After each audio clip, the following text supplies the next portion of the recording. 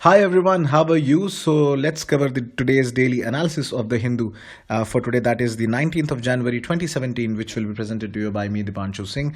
Well, if you wish to read more about me, you can go through this slide. You can also follow me on Academy on this link to get updates on my courses and on my videos and the updates on the comments which I post and the relevant information. So the practice question for today is regarding Karang, so has been declared India's first cashless island, is located in which of the following states? You have these options over here, and the answer for yesterday's question, which was actually I checked out some of the comments on below that lesson, so I found a lot of people have actually answered incorrectly, because I had asked in the question which of the following statements are incorrect, and a lot of people, because both of the statements were correct, and a lot of people thought that I'm asking the correct option. So you need to be aware of this thing in the exam, that whether the question is asking for correct or incorrect option. So none of the options were incorrect, both of them were correct, so D was the correct option.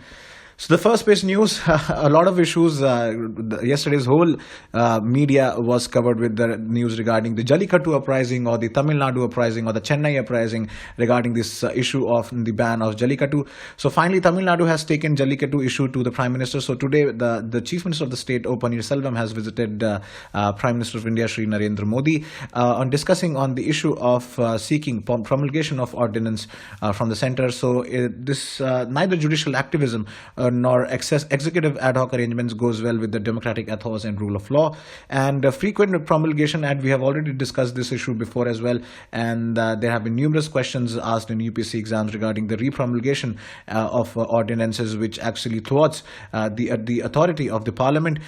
So therefore, frequent repromulgation of ordinance implies ad hoc system of governance, and proper legislative processes following wide spectrum deliberation and due process of law requires long-term solution.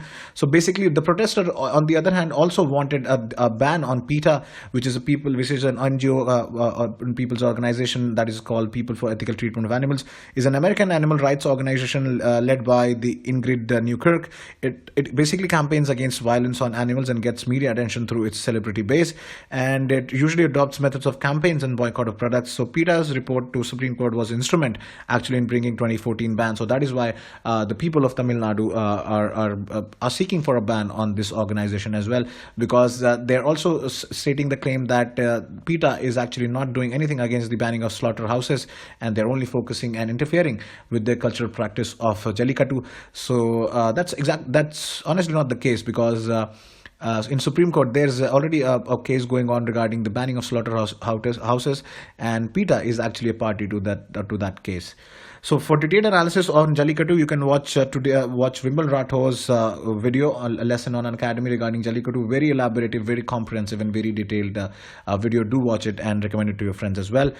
So the next news is regarding the death by unadulterated foods may lead to life term. So the Law Commission of India has recommended a life imprisonment for traders, businessmen, shopkeepers who will be found guilty of death of their customers by intentionally selling them adulterated or noxious food and drinks.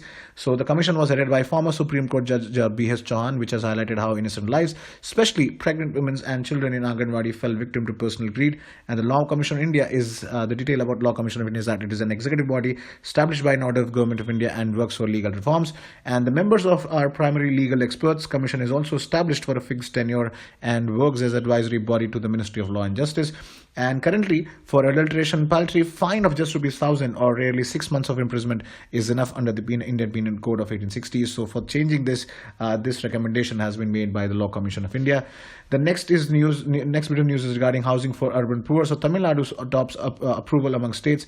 So Tamil Nadu is basically leading the states for which the centre has approved the construction of over 78,000 houses. So Pradhan Mantri Awas Yojana basically aims to provide shelter to urban poor, and the mission is being implemented during 2015-22 and provides central assistance to urban local bodies through states or UT for in situ rehabilitation, that is within the same area, of slum dwellers through private participation. Also, there will be credit-linked subsidy, affordable housing partnership, and subsidy for beneficiary-led individual house construction and enhancement. And the state governments are basically free to choose from any of the above mode, which is mentioned over here. And the ambition for housing for all applies to statutory towns as per the census of 2011 and towns notified subsequently. The next news is regarding the Pradhan Mantri Garib Kalyan Yojana. Will actually the provision of this will not apply for non-cash income. So the government has clarified on this issue that under this income declaration scheme, the Pradhan Mantri Garib Kalyan Yojana will only apply to cash deposits in bank accounts and will not be available for income in the form of jewelry, stock, or immovable property. So bringing a big relief for citizens of India. And this scheme is basically meant to deposit unaccounted but not illegal income after demonetization. And in the three-step system, unaccounted money had to be deposited to the bank, 30% as tax amounted, also with 33% surcharge amount under this scheme, and the cess and penalty amounting of 10% on unaccounted income. And in addition to our procedure, Finance Minister has also said that 25% of the undisclosed income would be deposited under the Pradhan Mantri Garib Kalyan Yojana for 4 years without any interest rate. So do read about this scheme, Pradhan Mantri Garib Kalyan Yojana. These government schemes are anyway very important for both your prelims and as well as the mains examination. And a study on the urban mobility trends in India and other big countries by IIM Bangalore and IIM Lucknow and the Central Road Research Institute has confirmed that motorists in India spend actually more time on roads. So this is not surprising at all, considering if you're living in cities like Delhi, where I live in Delhi, or if you're living in cities like Calcutta or Kolkata or other cities where there are a lot of issues of traffic problem. A lot of time is being spent just driving or in the cars. So the findings of this study is that the low vehicle ownership but high on-road congestion, that's the norm basically in India if you compare with other big countries, and motorists in India, cities are basically forced to travel at low speeds primarily because of congestion and inefficient traffic management. And the development of information technology and other services sector in India, Indian cities, was one of the main reason for increased urbanization and increased job opportunities and growth of job opportunities, and the subsequent drastic growth in vehicle ownership and the congestion and parking therefore continue to be challenges in India. The next national news is regarding India's membership in the International Vaccine Institute of South Korea. So the Union Cabinet has given its approval to the proposal for India's taking full membership of the International Vaccine Institute Governing Council. So this move basically involves payment of annual contribution of $5 lakh US to the International Vaccine Institute that is based out of Seoul, South Korea. So a little bit of information about this. So this IVI, the International Vaccine Institute, it's in Seoul, South Korea, was established in 1997 on the initiatives of the United Nations Development Program. It is an international organization devoted to developing and introducing new and improved vaccines to protect the people, especially children, against deadly infectious diseases. And the year 2007, with the approval of Cabinet, India joined this institute. And since India is classified in the Group 1, it has to pay an annual contribution of US $50,000.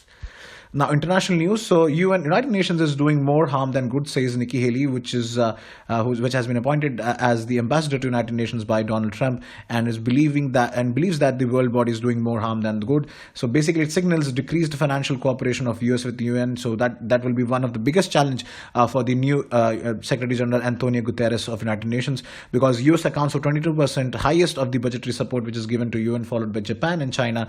China contributing 8% to this, and the United Nations promoted development cooperation and peacekeeping operations are basically funded by these contributions from these countries, and any decrease would have a lasting impact on these. And already the prevailing gulf between the developed north and developing south would then be they are bound to actually widen up. And in the recent move, Obama had transferred $500 million to Green Climate Fund in an attempt to protect the Paris climate deal. Now it is of $3 billion committed, $1 billion transferred, leaving remaining $2 billion on Trump, who once called the climate change as hoax. So there's already an issue because Donald Trump has claimed that he will cancel the Paris Agreement deal, and called the efforts of Chinese and this climate change deal as a hoax.